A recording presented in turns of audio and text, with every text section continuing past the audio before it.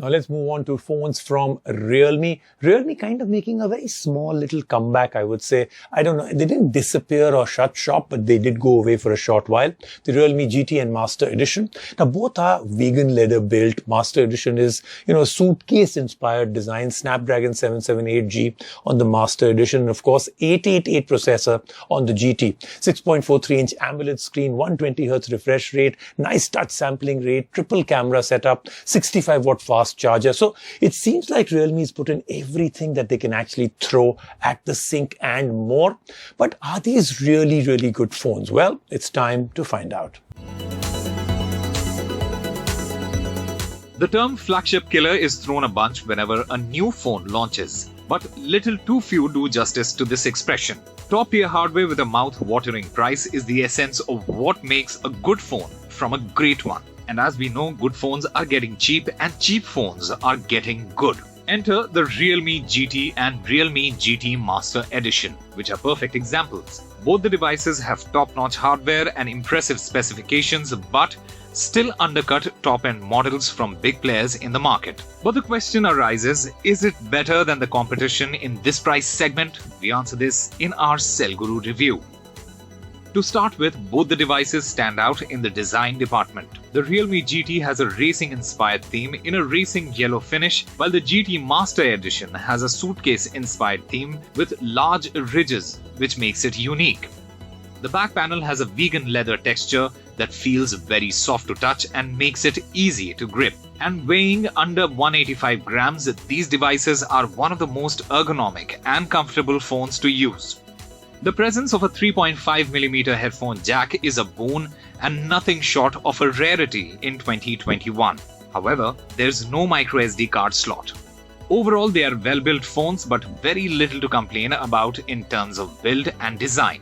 At the front, both have an identical 6.43-inch AMOLED display packed in between thin symmetrical bezels. The display is great with ample brightness and punchy colors, good for multimedia consumption and web browsing.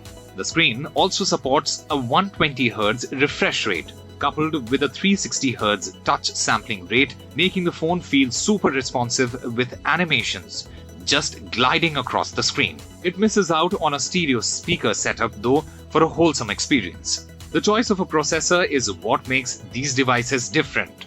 The Realme GT packs a Snapdragon 888 with 12 GB of RAM, whereas the Realme GT Master Edition features one of the new Snapdragon platforms, the 778G with 8 GB RAM.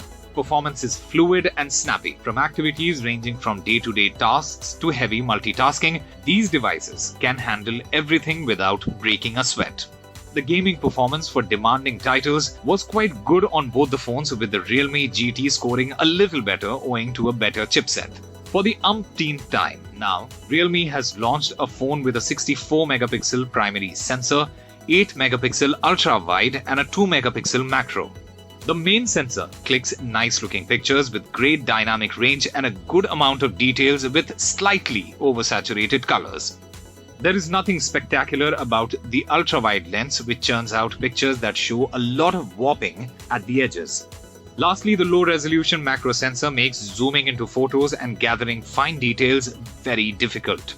The Realme GT Master Edition also features an all-new Street Mode, which has some nifty new features like DIS snapshot and cinematic filters. However, we couldn't notice anything remarkable about it. Coming to battery performance, the Realme GT packs a 4500 mAh battery, whereas the GT Master Edition has a relatively smaller 4300 mAh. They also come with a 65-watt fast charger in the box for juicing up the battery at blazing fast speeds.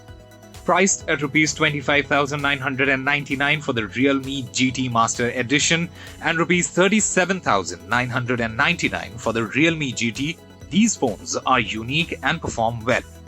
But for this kind of money, take a look at the OnePlus Nord 2 and iQoo 7 Legend, which offers much better chipsets, stereo speakers, and more capable cameras.